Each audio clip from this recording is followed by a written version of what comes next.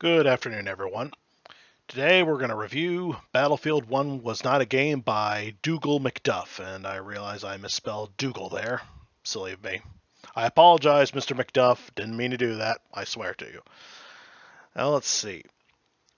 It always surprises me when a game that I thought was forgotten suddenly rises once again, and I also could have sworn that Black Ops 6 was recently released, but apparently Black Ops 7 is now being released. I've been shocked and blown away. And I'm bringing that up because people are talking about Menendez once again. I wonder who's going to voice him now that the original voice actor and the voice actor of his close lieutenant have passed away. May they rest in peace. But that's a different thing for another time. Recently, I've noticed Battlefield 1 is once again being talked about a lot on the internet, and that's why I felt compelled to look up some videos and that are recent and, throw in my 2 cents, see if I agree or disagree. So, on with the program. Oh, and please hit the like button and subscribe. And the link to the original video is down below in the description, so please give him your like button as well. Thank you. One day, all this will be over.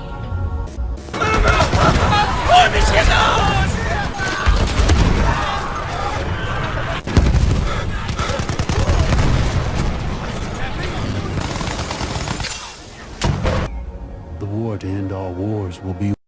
And how do you make the stupid progress bar disappear? The war to end all wars will be won.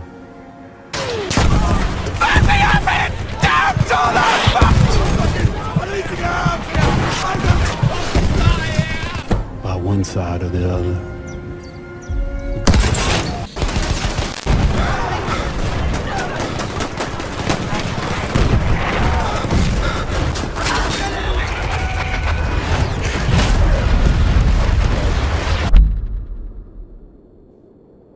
I understand the intent of the intro, the messaging about how war is horrible and how World War I was the most destructive conflict up to date.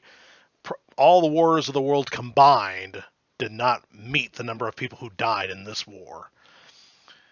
Of course, throw World War I in with the rest of the wars, and Battlefield and World War II beats them, all combined.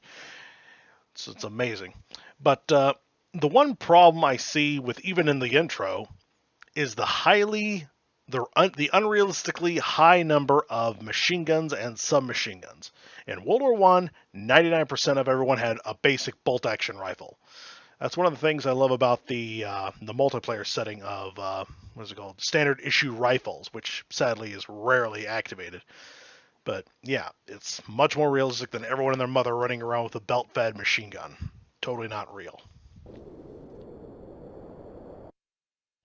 When it comes to World War I, there isn't too many games that cover this subject. Most of us thought, yeah, World War I, trenches, poor living conditions, and no man's land. It's often a war that's overlooked. Too muddy, too complex to create into a game. Most developers choose to go down the World War II route, but then... See, not only too many machine guns, but most of the weapons that we see in the game were so rare that they probably never even saw combat. That MP-18 submachine gun, there was only 3,000 of those made, and that weapon he was just now handling, you probably find them in a museum. Probably find 1 or 2 in the museum, maybe. Just like that revolver shotgun that the Germans use en masse in Call of Duty Vanguard. Less than 300 of those shotguns were ever made, and yet they make it look like 1 million of them were made. So it's unreal, and it does destroy the immersion. Move it, gas! Taking objective apples. First up, use it. We had Battlefield 1. But you see, Battlefield 1 wasn't just a first-person shooter. This wasn't just about kill streaks and weapon camos. This was something else entirely. An experience of pure blood, grit, chaos, and showing the brutality of World War I. Which is why in this video, I will be breaking down in points on why Battlefield 1 was not a game, but instead a dark experience of war. Number 1. The first test. When initially starting the campaign, you are greeted with these brief descriptions about the First World War, and then all of a sudden, you see this. Okay, not expected to survive? I'm ashamed to admit it that was a pretty cool message, but unfortunately the rest of the campaign, in fact, most of the campaign, if not the entirety of the campaign, failed to live up to that, the ominous feeling that this message gives. Only the first mission, which was tiny, which is little more than an introduction slash, a tutorial, that alone is the only mission that lives up to this ominous feeling. I'll be fucking... Sorry, I didn't mean to interrupt him, but...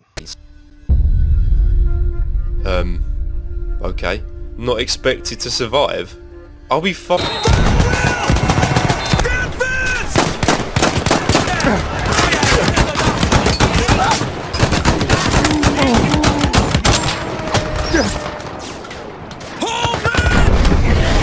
In no time at all, you are stuck amongst the mayhem and carnage in this battle where you are witnessing the desperation of your soldiers trying to hold the line.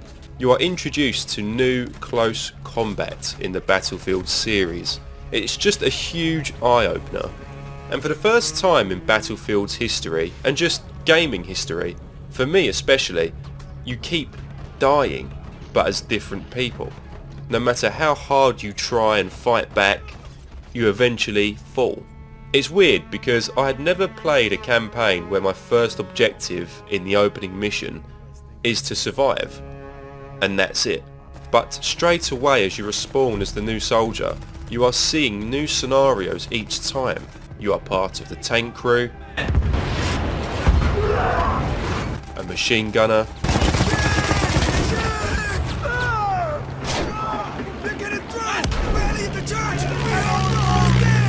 an armoured trooper,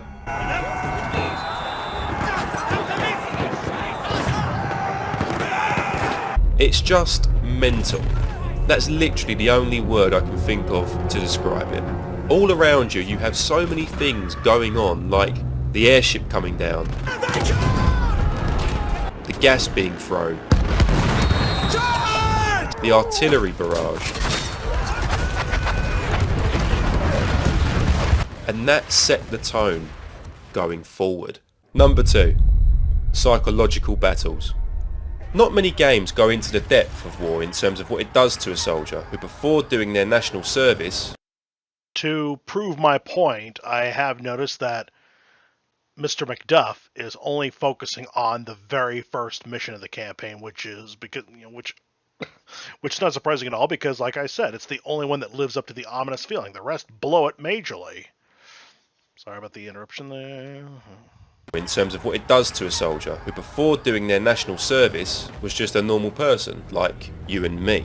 When playing the campaign mode, there are several moments where this is portrayed and you cannot help but feel empathy and sympathy for these people because truly, these men did not know what they were getting into at the time. And it shows. The first being in the opening mission where you advance across no man's land in the tank. But for a brief moment, you stop. If you look to your left, you will see a German soldier wandering back, not rushing or running like the others in his squad. You can see he looks deflated, tired, defeated, and has given up on everything. Welcome to the report! We're just a big fat target for that thing! When I first saw this, it hit me like a brick because I can't remember the last time a game showed me this type of emotion in a soldier. Well, I know it's not it's not quite the same thing at all. In fact, it's not really at all. In Black Ops 1, Call of Duty Black Ops 1 during Vietnam, in the battle for Khe Sanh, where you hold the line against the massive Vietnamese attack, up on the hill during the final phase, you will see a guy slowly walking like a zombie, and if you approach him and look to the side of him, you'll notice that half of his head is blown off. So he's got a severe brain injury, and he will die in a few seconds afterwards. Not quite the same thing, but the movement is still the same.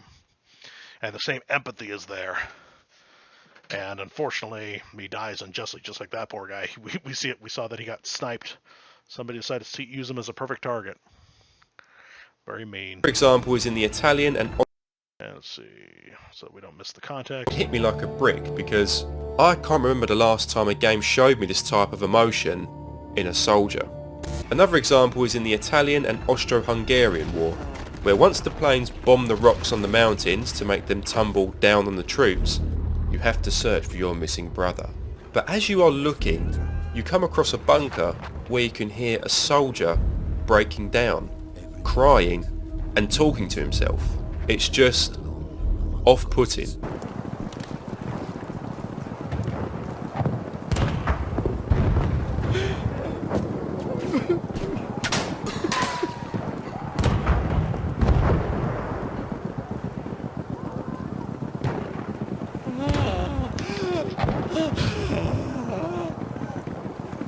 But do you want to know something was even creepier? If you leave the bunker and return back, that soldier isn't there. Creepy. And you also have this guy who is having a mental breakdown.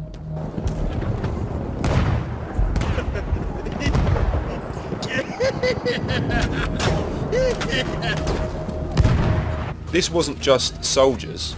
This was also made to play with your mind too. Have you ever noticed how when you shoot a flamethrower, it sounds like a ghastly scream once it explodes?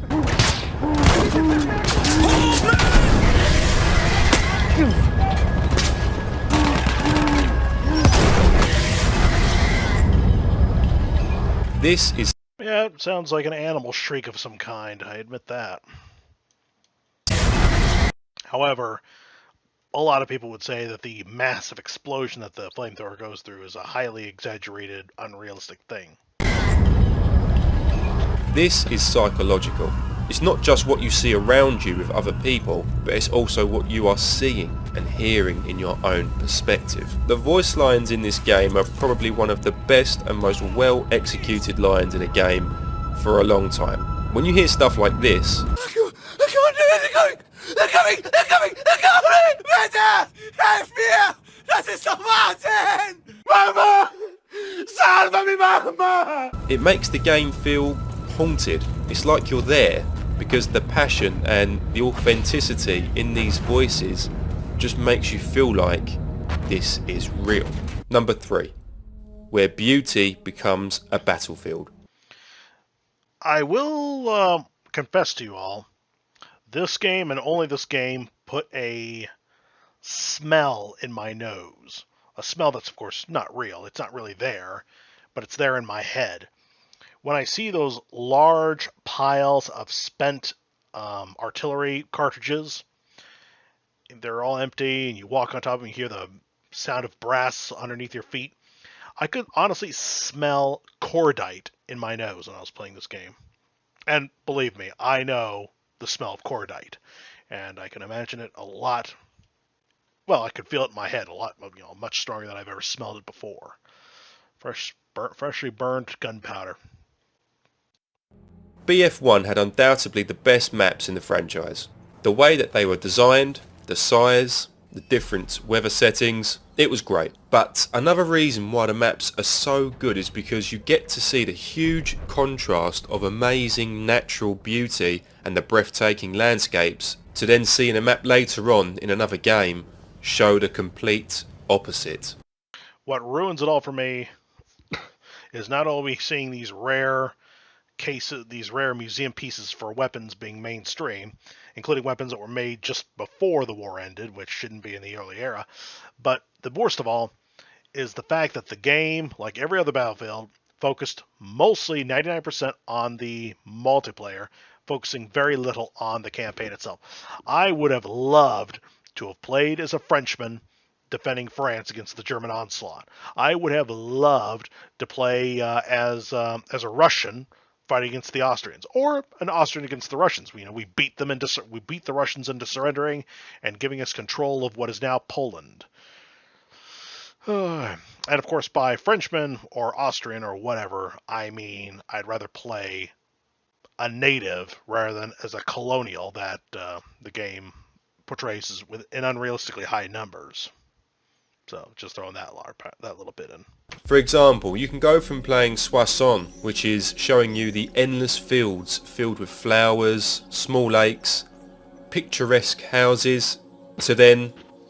Basically, if I'm going to be playing a colonial trooper, I want to be in that colony. So if we're going to play an African soldier, I want to be in one of the African colonies. Believe me, many battles, or at least skirmishes, took place in Central Africa between French-controlled Africans and German-controlled Africans, and of course British-controlled Africans as well. Basically, they were being used by their colonial masters to fight each other for their respective empires' sake. Opposite. For example, you can go from playing Soissons, which is showing you the endless fields filled with flowers, small lakes, picturesque houses, to then Verdun Heights, where it literally feels like you're in hell on Earth. All you can see is the forest on fire in the distance, smoke in the sky. Even the colour grading is just darker and has a more brutal tone. The developers done their research for the map design, and obviously in real life it was 10 times worse. But they done a pretty good job portraying the death and destruction in this map, considering Verdun was one of the deadliest battles for the French in World War I, with over 400,000 casualties. And there was an uprising from the French. The top echelon suffered from horrendous uprisings from the bottom. And the hellish feeling is on both sides. One side, it's a red, fiery hell where you see every tree is on fire. It's big, orange, and red. And on the other side, it's a green hell surrounded by a green mist, which is actually poison gas. The whole place is flooded with poison gas. That's insane. This is also the same with Rupture, where you have the red poppy fields, birds tweeting, and blue skies, so then all of a sudden, you're now in Passchendaele, surrounded by mud, rain, and green gas is visible everywhere you look. It's just fascinating how we, as people, ended up fighting in some of the most beautiful locations on Earth. Monte Grappa is another example. It's almost like we are fighting on another planet, because who would have thought we would be fighting so high up in the mountains of Italy? This wasn't just in multiplayer. In the campaign Through Mud and Blood, when your tank is stuck in mud and you have the enemy getting closer and then trying to enter your tank, your tank is stuck in mud and you... It's weird how those Germans just spawn out of nowhere. Sorry for the interruption. One more thing. And speaking of non-European soldiers, non-native European soldiers, there was also the opportunity to show us at least one mission or two of Japanese soldiers taking over German outposts in China. I noticed in multiplayer you have the option to have the Arisaka rifle, which is Japanese bolt action. And why is the Japanese weapon here, but not the opportunity to play as Japanese in China? You know, Japan was really trying to imitate its European counterparts, show off that it could stand up for itself. It was copying European culture and their technology and even their clothing style, and to really show that they could participate.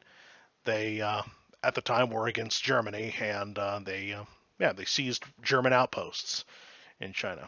We could at least see one mission of that happening. Anyway, go on. You have the enemy getting closer and then trying to enter your tank. It is all panic stations inside. Eventually, your commander tells you to send the pigeon to deliver the message back to the artillery squad. Edwards! Release the pigeon! That is an order, son! Do you understand me? Just with 50,000 men getting killed a week, who's going to miss a pigeon? That is an order, son! Do you understand me? Just for a moment, you are playing as a pigeon, flying over no man's land, but the pigeon doesn't know that. It's just peacefully flying back to its home, clueless as to what is happening in the world right now. The music, the softness, all whilst hell is breaking loose underneath the bird, it just leaves you with a weird feeling like, how can humans do this to one another? It's powerful stuff. The music does, it feels innocent. The music gives off a very innocent feeling. We are being a lovely, a lovely innocent pigeon, basically. And of course it has the freedom of flying, so.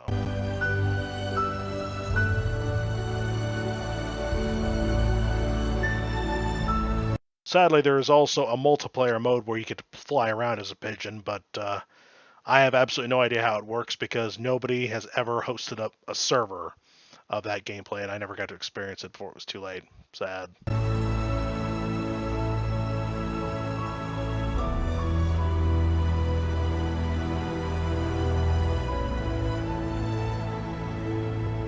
Number 4. Operations. This game mode was new to Battlefield, and oh boy, this made you feel like you were a cog in a machine. Not only was this chucking you in the deep end of immense combat with 64 players in total, it also gave you a picture and a rundown of the battles you'll be fighting in. At the start, The noise, the smoke. The most tremendous cannonade I've ever heard. Swept round us in a wide curve of red leaping flame, quite unending in either direction. as well as the end, giving you the history. The thing I hate about that, though, is that you're not allowed to control the big cannon until you're forced to retreat. You know, when you're defending the first line of defense, you're not allowed to cheat. Well, it's not really cheating, because as the saying goes, all is fair in love and war. And this is war. I should be able to go back and take control of the big cannon and defend the front line from the third line. I shouldn't have to wait until we retreat to the third line before we're allowed to use the big cannon. History of what happened and what could have happened if the other side had won the battle. Victory for the Ottomans in the Middle East would have been seen as a sign of renewed strength in the ailing empire. If so, the power gained from controlling the world's oil supply would almost certainly have seen the Ottoman government abandoning their support of the Central Powers. Knowing the It has always bothered me how the whole operation in the Middle East revolves around oil. You know, it's like, did nobody bother to do their research? Last I checked, oil was not discovered in Arabia until 1933, 15 years after the war ended. So what gives? And I'm also a bit confused. So if the Turks controlled oil, they would have abandoned their allies. Is that what the narrator was saying? Would almost certainly have seen the Ottoman government abandoning. Would almost certainly in the Middle East would have been seen as a sign of renewed strength in the ailing empire. If so, the power gained from controlling the world's oil supply would almost certainly have seen the Ottoman government abandoning their support of the Central Powers. Not sure if I heard her correctly, but it sounded like she said abandoning. Germany, being an industrial power, needed oil badly. And recently I read a transcript from a meeting between the British Prime Minister during World War I and an American journalist, I think it was. Don't remember who the other person was. But the Prime Minister of Britain was being listened upon by his daughter. She was writing everything down. And apparently the war was largely caused by British jealousy of German, I wouldn't say superiority, but Germans were getting up there. They were rapidly closing the gap between British superiority and everyone else. And the British didn't like that. If that transcript is true, I feel all the more sorry for Britain. And it certainly helps explain why nobody likes to talk about World War I, because there was no clear good guy and bad guy in World War I, unlike World War II. It's another reason why I can't stand how the... what year was it made? I think it was 2017. Yeah, 2017. The 2017 Wonder Woman film has Wonder Woman engaging in World War I instead of World War II, and she's fighting the Allies because the Germans are all big bad guys, except in real life that was not true. The British had just as much blame as the Germans did. So, yeah, what gives, people? Knowing the backstory and actual history about these battles, it made you feel like you were a part of history. It was so good. I've never been more engaged with a multiplayer mode before, and sometimes a full operations match from start to finish could last a few hours, and time flew by because how involved you were in it. Even with the waves of attacks, the reinforcements, the desperate measures you and your team went to right at the end to either capture the objective or defend it like your life, depended on it, it was by far the best multiplayer experience to date in the Battlefield series. There was also another key element which made this game more of a haunting experience rather than just a regular first-person shooter. Number 5, the soundtrack. Oh, and one more thing about the bayonets that I noticed you're getting bayoneted a lot. Another problem is that if you try to melee in the game, you don't melee with the rifle. You melee with you waste a precious microsecond to pull out your knife and stab, or your hatchet and stab, instead of doing the immediate thing, which would be to bayonet the enemy. You have to do the charge first and bayonet. But what if the guy's already there? It makes more sense to just use the bayonet right there, lunge your rifle forward, and Bob's your uncle. It's good night, Irene, for the bad guy. But no, Battlefield always likes to make things complicated. A soundtrack can really make an impact on a game, and it very quickly can make a game stand out from the rest. And that was the case here. On the loading screens, in between matches and rounds, you'll get different soundtracks as you load up, but some of these are creepy. We have this one.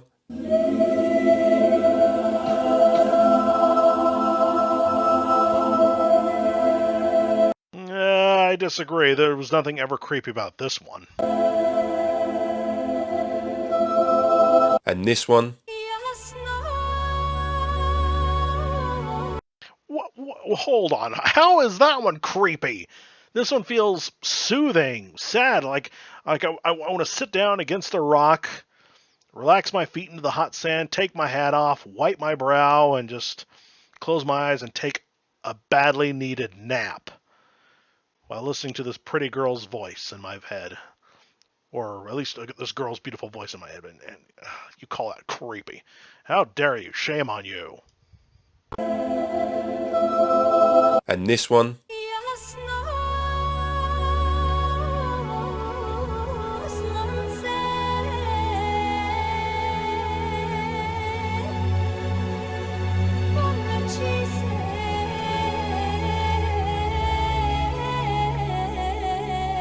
But also ones which make you reflect, and you end up just zoning out, thinking about what these people went through.